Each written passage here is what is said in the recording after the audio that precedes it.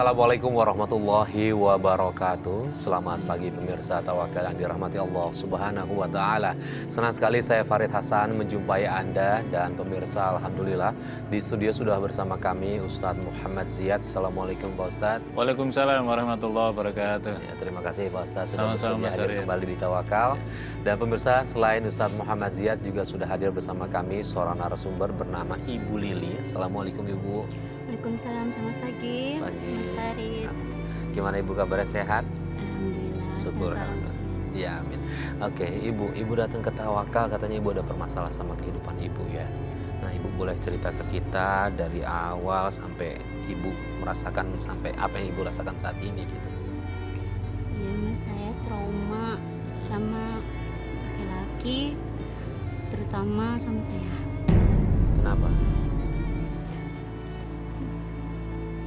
Traumanya gara-garanya apa? Apa yang dilakukan suami Ibu ke Ibu? Suami saya kasar Mas, suka main tangan dan sangat zolim ke saya. Nah, boleh lebih detail lagi Bu ceritanya, main kasarnya seperti apa? Kemudian zolimnya juga seperti apa? Ceritanya panjang Mas. Semua ini karena nenek saya. Dia jadi waktu saya usia 15 tahun, waktu itu kan saya masih kecil. Ini saya ngatain saya perawan tua, dan umur saya kan masih 15 tahun. Terus? Sampai akhirnya saya kan dikenalin sama cowok, karena udah dikatain perawan tua itu. Dikenalin sama cowok usianya lebih tua 11 tahun dari saya. Ya, saya nggak mau kan, nggak mau dan saya nggak terima. Iya, terus? Saya nolak, saya nggak mau karena kan saya masih kecil Mas. Oke, terus kemudian akhirnya menikah dengan dia? Ya, tanpa sepengetahuan saya, nenek sama ibu udah pergi aja ke rumah cowok itu. Terus? Udah pergi ke rumah cowok itu, mereka dikasih uang.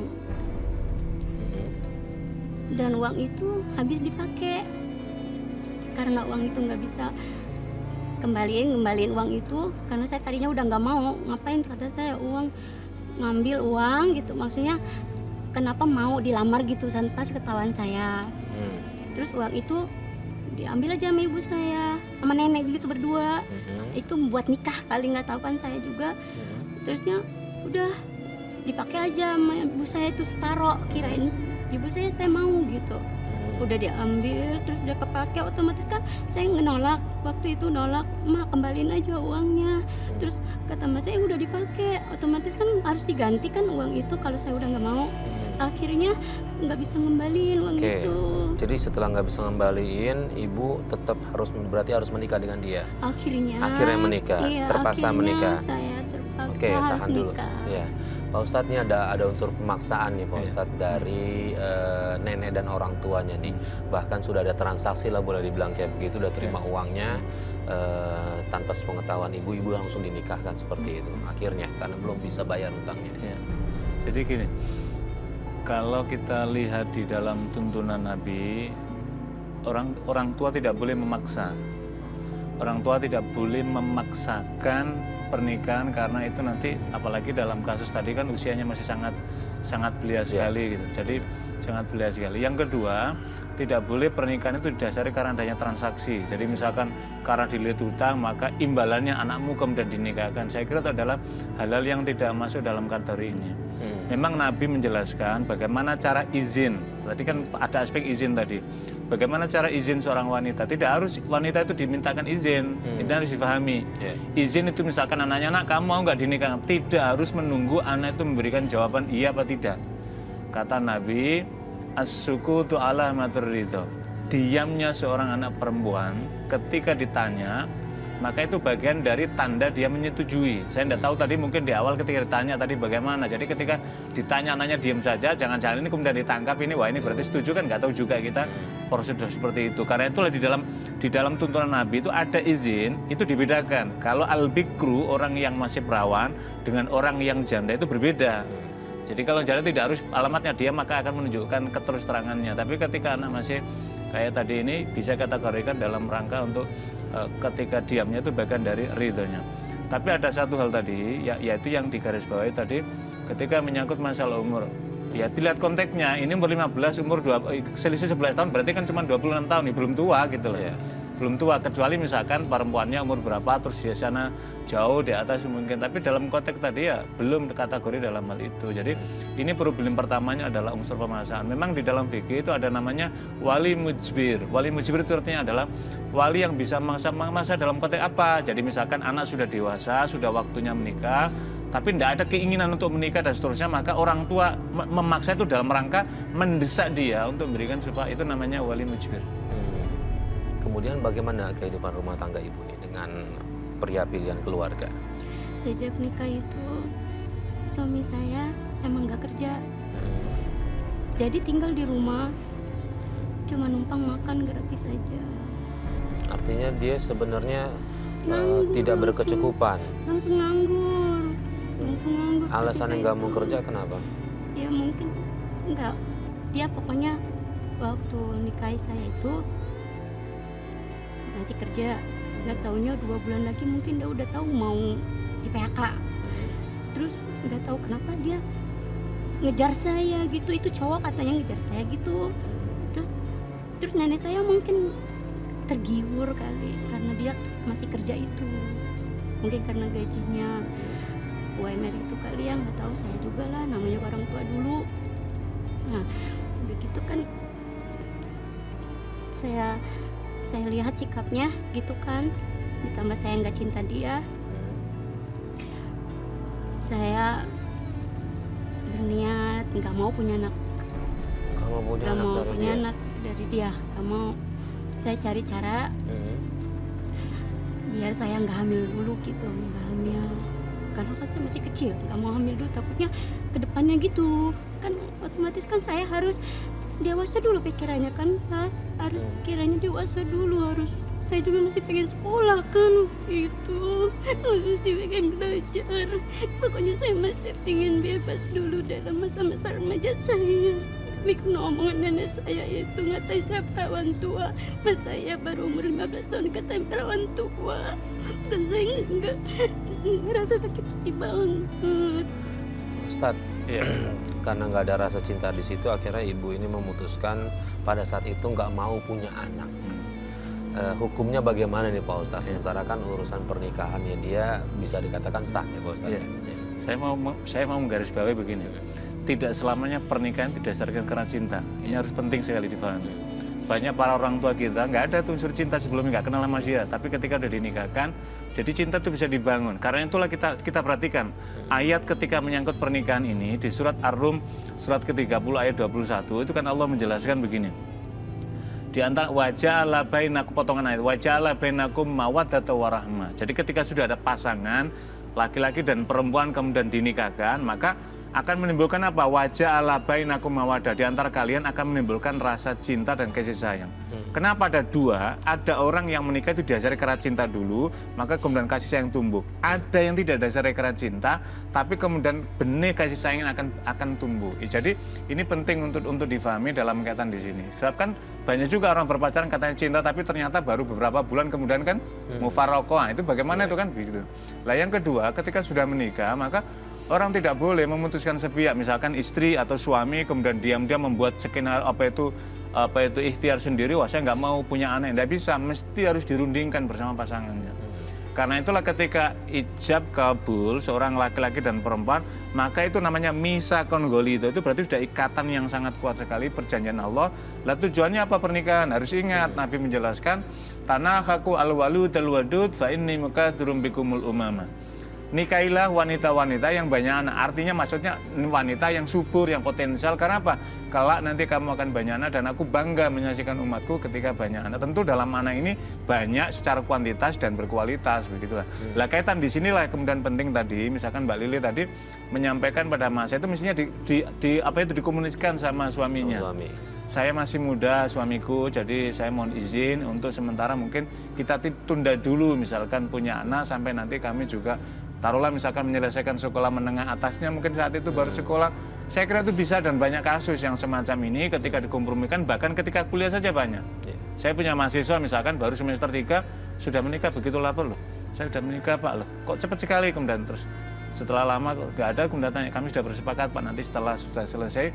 Lah inilah saya kira pentingnya untuk bermusyawarah. Jadi kayak tadi tindakan Mbak Lili tadi tidak dibenarkan secara sendirian kemudian punya, wah saya tidak mau punya apalagi didasari saya tidak ingin punya anak bersama dia. Lah sama siapa mau punya anaknya? Wong dia suaminya kok gitu.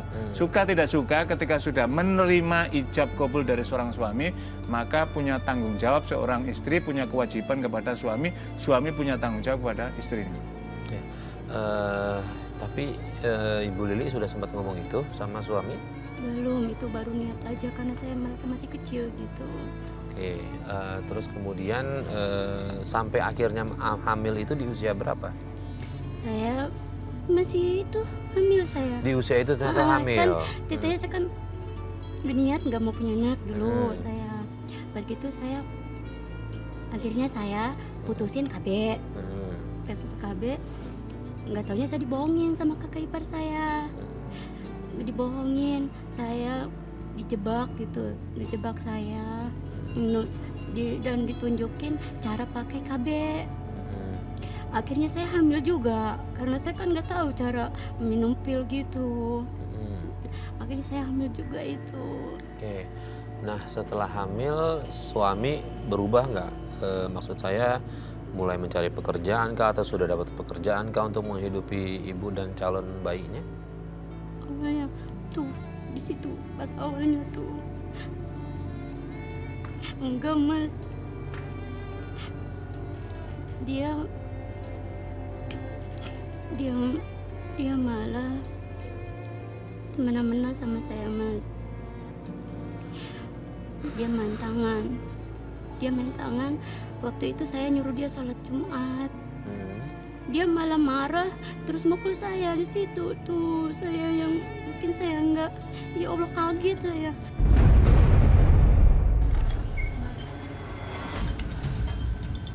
Mas, bangun dong Mas. Kamu udah mandi belum? Mas. Iya ntar ah. Mandi Gi, sekarang kan hari Jumat, nanti keburu azan loh.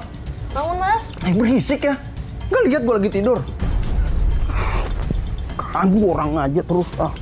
Mas, bukan kayak gitu. Aku kan sebagai istri kamu wajib ingetin kamu sholat, Mas.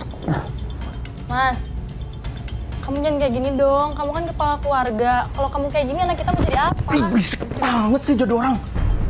Jadi cewek tuh jangan ribut banget ya. Kalau kata perintah laki-laki tuh ya wajib. Kalau enggak tuh ya enggak. Bukan kayak gitu, Mas. Sih juga lu ngelawan ya. Mas.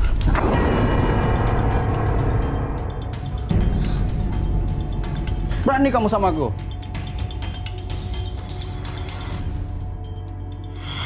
Terus dia mukul malah bentak. Ibu Lili ini mencoba untuk menasihati suaminya untuk lebih baik lagi lah ya, tapi selalu didapati dengan balasan memukulnya Ibu El ini Pak Ustadz. Jadi perlu juga para pemirsa memahami bahwa ketika suami istri itu masing-masing punya kewajiban dan hak. Suami apa kewajiban pada istri? Suami berkewajiban untuk mendidik istrinya. Tapi dalam konteks Mbak Lili tadi tidak didapat dengan itu, justru sebaliknya Mbak Lili yang sering mengingatkan suaminya, misalkan kasus tadi sholat Jumat, tetapi kan suaminya marah. Karena itulah memang dalam tuntunan agama berkaitan dengan keluarga, seorang istri dan juga seorang suami harus saling memahami karakternya masing-masing. Stylenya juga perlu difahami. Bagaimana cara mengingatkan yang baik. Jangan sampai mengingat itu kemudian menyinggung. Misalkan di depan rame kemudian Jumatan, kami nggak salah. Tentu juga mungkin emosinya juga marah. Begitu juga bagi seorang suami ya harus diturunkan tensi emosinya ini gitu lah.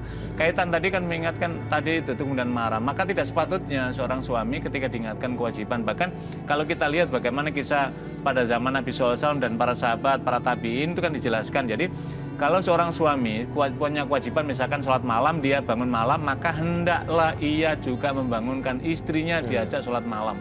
Padahal itu sholat sunnah, apalagi yang wajib gitu loh.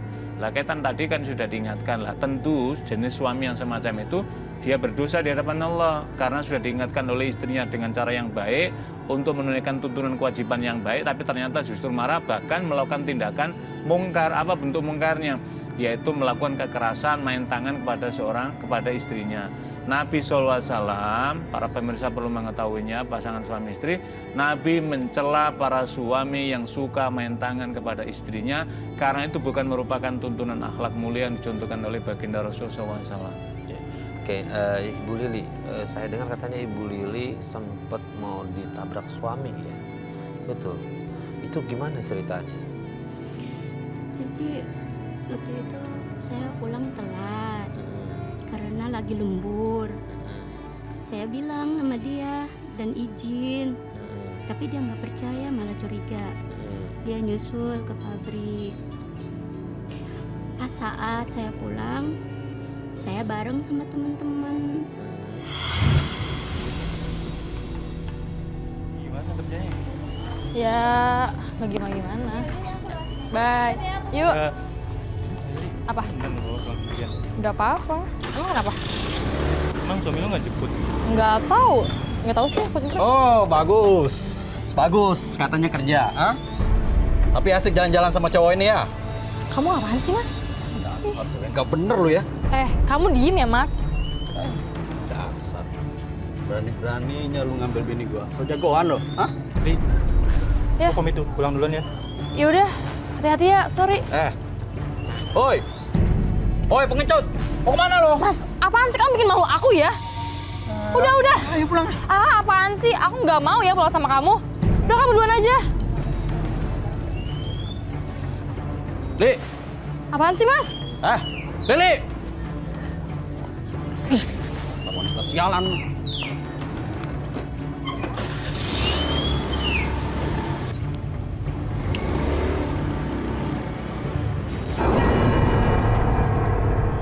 Dia sengaja karena udah nuduh saya berselingkuh. Dia curiga yang gak karuan, salah paham gak karuan, cemburu buta gak karuan. Sedangkan saya jelas-jelas keluar dari luar pabrik. Dan saya juga keluarnya juga bareng-bareng. Mungkin karena kebenaran ada cowok di pinggir saya. Dia terus ngelihat saya kali sama cowok itu, dia pikir saya pacaran kali sama cowok itu. Dia langsung nabrak saya aja tanpa saya nanya saya lagi, tanpa ngomong apa-apa lagi. Dia langsung itu nabrak saya sampai ini, saya sakit banget. Pak Ustadz, ini kalau berdasarkan ceritanya Ibu Lili, berdasarkan ini nih Pak Ustadz, cemburu buta nih suaminya tanpa harus nanya-nanya, tiba-tiba cuma ngelihat ada laki-laki di sebelahnya, langsung disakiti nih istrinya Pak Ustadz. Iya. Kalau soal cemburu dalam rumah tangga terus ada cemburu, Rasulullah cepat cemburu antara para suami, para istrinya. Tetapi cemburu yang dibenarkan adalah cemburu yang tidak berlebihan. Kalau tadi kan misalkan sedang lewat suaminya naik motor, kemudian tahu keluar dari pabrik kerja, ya namanya mungkin di pabrik kan banyak aneka macam jenis kelamin di situ. Keluar kan pasti pintunya satu, pasti akan berbarengan kan gitu. Dan mestinya kan inilah pentingnya antar suami istri itu saling memahami pekerjaan masing-masing, tahu kedudukannya masing-masing, dan kalau ada masalah-masalah dimusyawarahkan, jangan orang kemudian melakukan tuduhan. Karena para pemirsa sekalian, seorang suami yang melakukan tuduhan itu ada konsekuensi lah. Itu namanya menuduh li'an, menuduh orang lain, menuduh istrinya berbuat maksiat tanpa ada bukti, tanpa ada penjelasan, maka tuduhan itu berbalik kepada orang yang menuduhkan. Jadi dosanya itu. Lah tadi kan sudah terjadi dan kemudian suaminya tadi kan sudah meminta maaf dan Mbak Lili memaafkan berarti gugur lah. Kira-kira begitu kalau kita pahami secara sederhana. Cuman yang tidak dibolehkan adalah perbuatan mengulang dari tindakan mungkar, apalagi ini adalah berbahaya. Kalau tadi kan menyangkut nyawa tadi. Iya, betul. Kalau tadi misalkan mohon maaf Mbak Lili tadi kemudian nggak terima karena ada unsur pidananya di sini, orang menabrak itu melanggar lalu lintas, kemudian mengancam nyawa orang, membahayakan nyawa orang. Itu kalau misalkan tuduhan berbalik itu bisa itu secara pidana. Tetapi kan Mbak Lili dengan sikap saya kira yang santun dan mulia memaafkan dalam kaitan ini karena suaminya juga berarti sudah selesai lah. Yang tidak bolehkan adalah dalam keluarga mengulang perbuatan mungkar kepada istrinya, tentu ini bertentangan dengan maksud dan tujuan mulia berkeluarga. Mbak Lili punya putra-putri berapa dari suaminya? Udah 2. Udah 2. Nah, sikap suami sama anak-anak gimana sehari-hari? Dia ke anak-anak juga kasar. Kasar juga? Iya. Dia pernah memukul saya di depan anak-anak. Waktu itu saya pulang kerja. Saya lihat anak saya belum mandi. Kan ada dia di rumah, karena dia nggak kerja kan, dia nganggur, saya yang kerja. Terus saya nanya ke dia, kata saya, kok belum mandi, kata saya gitu, sambil saya nunjuk, sambil ngusap-ngusap anak dia di pinggir dia gitu, kok belum mandi, kata saya sambil ngeliat dia, kok belum mandi gitu, kan ada dia di rumah. Dia marah. Assalamualaikum, mau pulang sayang. Kamu lagi ngapain sih? Udah makan belum? Udah mandi belum?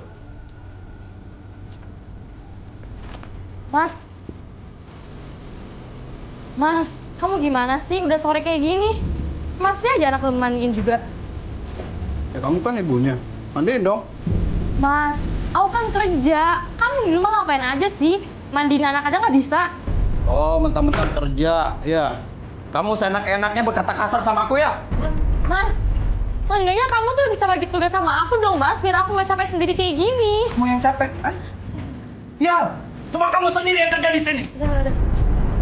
Mas, kamu jangan lakuin itu depan anak kita dong, Mas. Udah. Tuh ya, kamu jadi Sialan dong. Hah?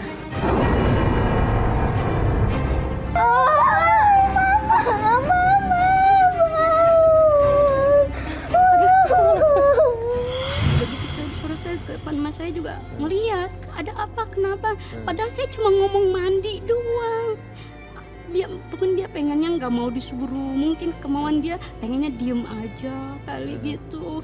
Terus udah saya di situ, udah kata dia gini, ya udah saya cerain kamu, nah udah saya serahin ke mak kamu gitu. Dia udah ngomong gitu? Ya, di depan mas saya, cuman mas saya kan nggak tahu permasalahannya karena saya selalu nyembunyiin setiap dia mukul. Saya juga mikir kalau saya bilang sama emak saya bilang sama kakak-kakak saya, mungkin dia udah mati duluan, dibunuh sama kakak-kakak saya mungkin karena saya saudaranya cowok semua. Berhubung itu ingat ke situ, saya ingat omongan orang tua waktu tadinya. Katanya kalau udah punya suami, tanggung jawab suami, mati juga katanya, harus diam aja gitu. Terus saya pikir kalau dipukulin itu saya harus diam aja. Nggak taunya saya juga kan mikir, mungkin kalau mati itu mungkin kalau sakit gitu kali ya, terus meninggal tuh tanggung jawab suami. Ada juga gitu kan. Saya juga ada berpikiran mau ngomong sama mas saya. Pagi-pagi juga mas saya ngomong, kamu kenapa biru-biru gitu kan. Saya diam aja itu. Pak Ustadz, kalau menurut saya ini agak udah mulai berlebihan ya Pak Ustadz, udah menggunakan kawat sampai nyeret-nyeret, ini udah benar-benar bisa menghilangkan nyawanya Ibu Lilin, apalagi di depan anak dan mertuanya sendiri dia melakukan itu. Gimana nih Pak Ustadz ini untuk seorang suami seperti itu, sebesar apa dia dosanya Pak Ustadz? Kalau kasus tadi yang diceritakan Mbak Lili ini sudah tidak bisa ditoleransi oleh agama maupun hukum negara. Pertama, tindakan yang sebelumnya tadi dijelaskan sudah mengancam nyawa ketika ditabrak. Yang kedua, dilingkari di lehernya dengan kawat kemudian diseret. Ini kan tindakan yang tidak beradab ini. Melanggar norma kemanusiaan dan kemudian bertentangan dengan norma agama, karena kewajiban seorang suami dari 6 kewajiban suami pada istrinya itu adalah melindungi. Mana melindungi dia? Melindungi jiwa raga dia gitu.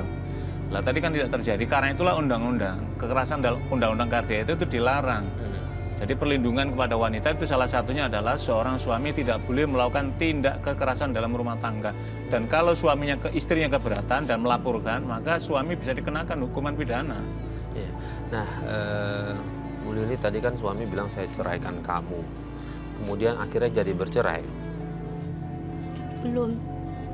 Dia belum mau ngeluarin surat cerai, cuman omong doang. Cuma omong Mulut doang, iya. Tapi nggak ada ngebuktiinnya. Akhirnya nggak tahan saya memilih berangkat ke Arab.